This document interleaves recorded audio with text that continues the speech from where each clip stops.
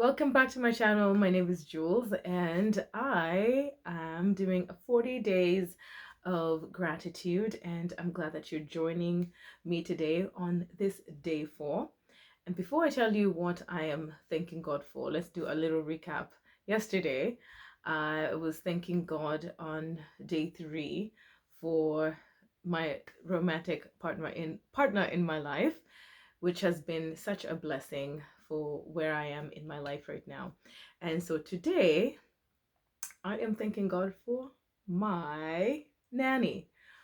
I'm going backwards from when I was young, and I'm looking at the people who were the most influential in my life, because it takes a village to raise a child. You are who you are because of the people that God has put in your life. And so that's why I'm going backtracking, going backwards, being grateful and processing all of the good and bad things in my life, but being intentionally grateful for my life, because at the end of this journey, the purpose is to be rewired for joy, and I want you to join me on this journey. So please do subscribe on this to this channel so you can get a notification when I post a video, because I really do want to pay it forward and inspire you to also do your own gratitude journey, because if we have more gratitude in our lives, who knows that we can create a better world, and that's by transformation of our own selves. Okay, so hopefully this can be a wonderful trend that we can have. So anyways, so I'm saying I'm going back and thanking God for my nanny, and the reason why is she is influential in my life is because she had been in our family for over 20 years, that she was a nanny for us. And so I remember speaking to her last night, and I kind of let God guide this journey. I never know. I actually haven't known really who I'm going to thank the following day. I usually just start meditating and asking God to take me back to those moments and show me the people who really were influential. And so she popped up in my mind actually. And I realized, wow, I haven't really been contacting her and thanking her for really raising me the way she did, which she was a huge, huge part of my life. And so I called her yesterday and I was like, hi, Auntie, and I just felt this warmth in my heart, like I was talking to my own mom. It was so special. I just felt so warm and so fuzzy on the inside, and I was like, man, this person who raised me, and I haven't really been intentional about having her in my life. And so I really she was one of those nannies who was like a second mom to me.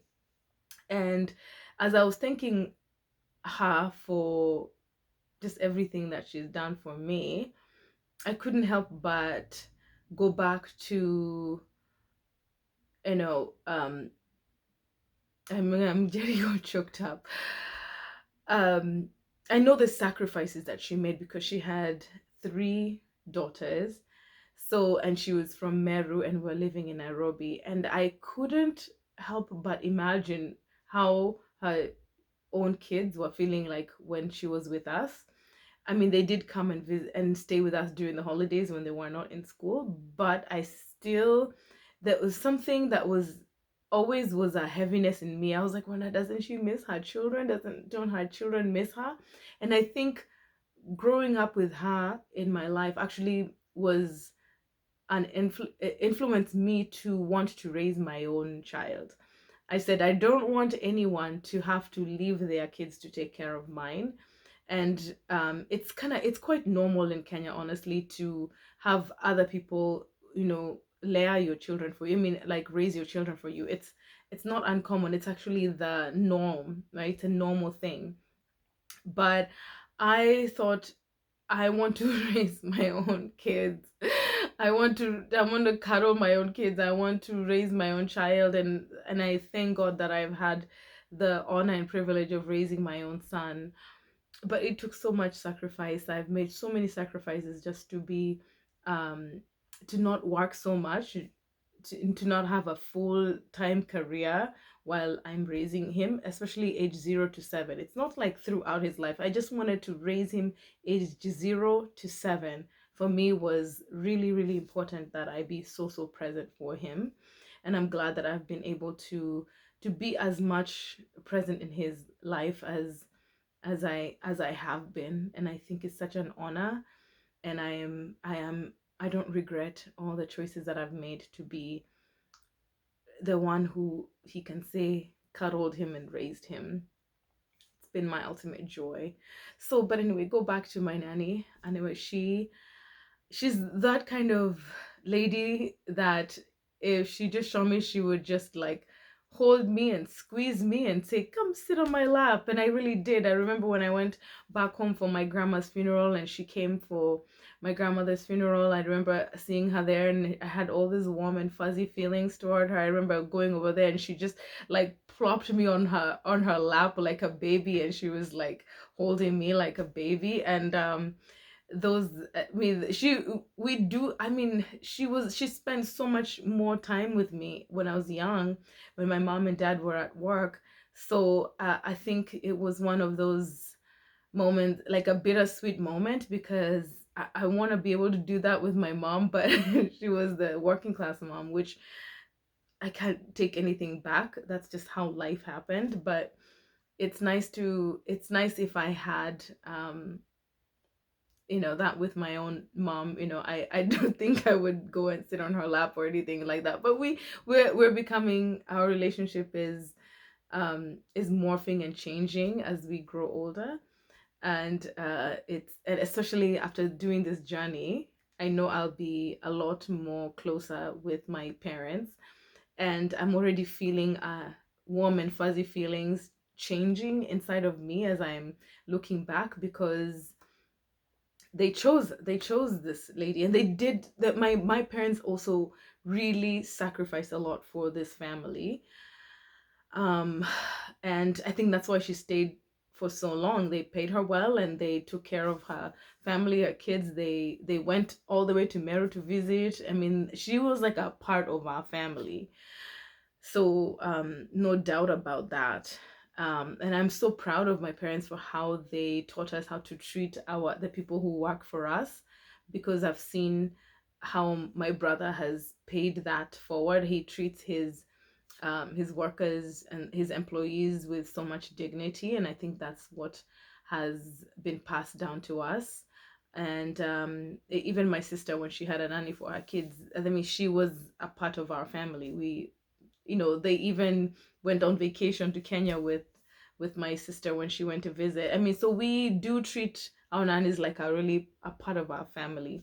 So if you do have a nanny that you grow up with and your parents did good to choose someone who is, a mother, it's important to choose someone who is who is motherly, because nowadays I see people choosing nannies or house girls who you don't even know where they're coming from. You don't know their family. You don't know their background. You just have this person in your house, and you don't know what kind of stuff they've gotten themselves into. It's really important that you vet the people who are raising your children. I've had so many horror stories, and another that's a topic for another day, because I could really go into some of the horror stories I've heard about house girls and house boys who have wreaked havoc in families. So, but today was about my nanny, Auntie Redia. We call her Redia. Auntie Lydia Rwamba. She was an amazing woman, and I think maybe because I harbored a little bit of guilt because of the her, I was always wondering how she's missing her kids. I was very close with her middle daughter. Her and I just became literally like sisters. To this day, when I go to Kenya, I look forward to seeing her, and when we see each other, we just love each other so much. And I think what a blessing that I have an additional sister because of my nanny. And so anyway, today was a special day. And even this smile and that you're seeing on me, and these feelings that you're feeling, are real. uh she's I'm gonna make more effort to continue to reach out to her. So I sent her an M-Pesa, and I felt like so good, like it was like sending something to my own mom, and it was really special for me to for having a nanny that I grew up with who was amazing. So anyway, so I always like to leave you with words of affirmation that you can internalize for yourself, which is gonna be like your foundation that's going to guide you in your journey to be rewired for joy. And here it is: you belong, you are loved, and you are valuable, you are enough, and you have a purpose. You are a child of God. And with that, I will see you tomorrow or another day for day 5 of 40 days of gratitude. Have a good one. See you on the next one.